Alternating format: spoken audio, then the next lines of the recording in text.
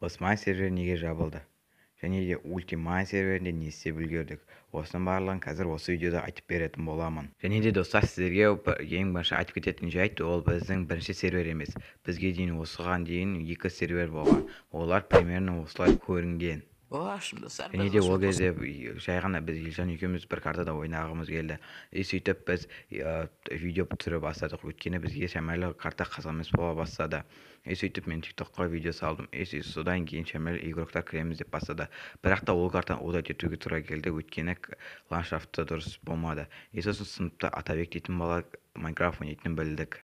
Және де оны қосқанымыз қате болмады. Өйткені неге дейсіздер ғой? Өйткені Атабек біздің серверіміздің актив дейтін сөзінің нұсқасы болды. Және де оның үлкен постройкалар, және де ұзақ уақыт ойнауы, және де сервердің қызық еместігін алып тастауы.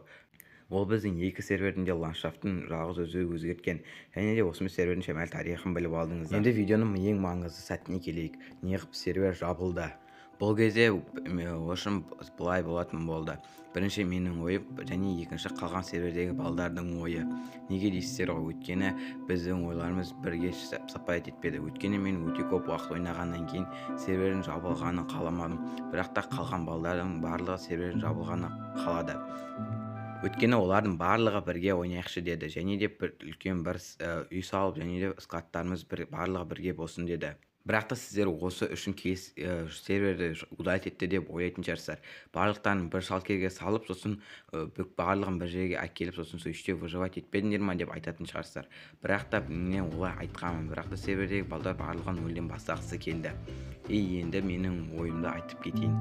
Ошым серверде білесіз, барлықтарыңыз білетіндей менің өзімнің магазинім бар. Оның дизайны примерно мынандай.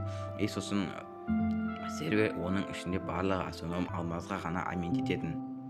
Және де оның ішінде мен өте қиналып тапқан нәрселер бар. Ал қалған игроктар болса, оны жай ғана X-Ray'дің арқасынан тауып. Және де Елжанның барлығымыз білетін біз ұштап, ода бір шалкер алмаз болған өзі де көрсеткен.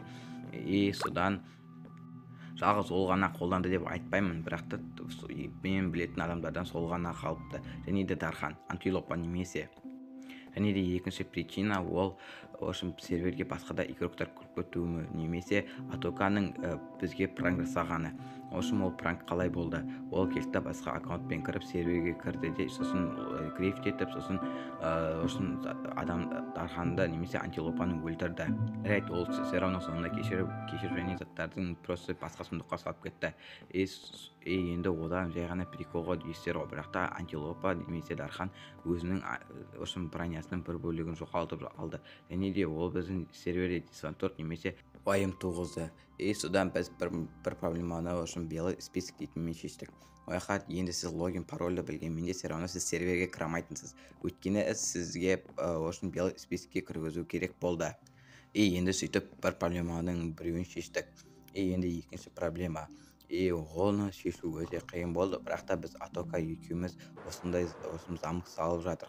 Замок дегенде судьяның орны. Осяқта енді кім грифер немесе заңның ішінде бүкіл жазылып тұр. Егер соның ішіндегі заңды бұзатын болса, ол жазаланатын болады. Немесе алмаз, немесе серверден шығып кету, немесе бан беру арқылы. Бірақ та ойламаңыздар, бан 5 немесе 6 күнге дейін, немесе одан ұзаққа дейін ғана созылады. Осы жағдайлардың барлығында бір қызық болды. Біз барлығымыз бірге выживать етеміз дедік, 2-3 күн ғана выживать етіп, одан кейін кланға бөліндік. Қазір кландағы адамдардың аттарын айтып шығатын боламын. Сонымен тыңдаңыздар. Масел, Нұрсул, Мұрат, Ежан, олар көтен бастайтын бір группа болды, клан болды. Сосын Пират, Бако, Елман, Бана, сосын олар бір апшулер дейтін команда болды. Ал Толик, Дархан, мен, немесе Антилопа, Атока және Жанебек біз Мак Хис дейтін болдық. Ол латын тіліне аударғанда типа большие игроки дейтіннің бөлініп алынған бір сөздері. Енді осы 3 кланға сіздерге қазір обзор істейтін боламын. Давайте кеттік.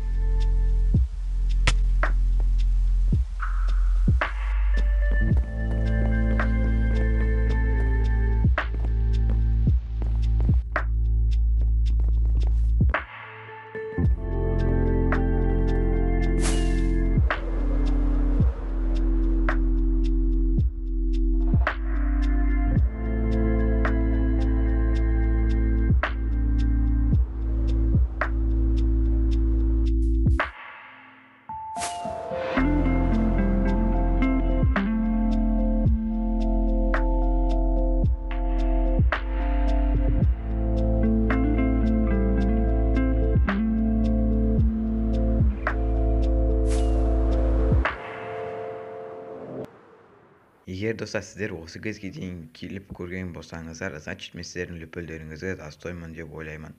Сол үшін подписчик істеп кетейін. Давайте пока.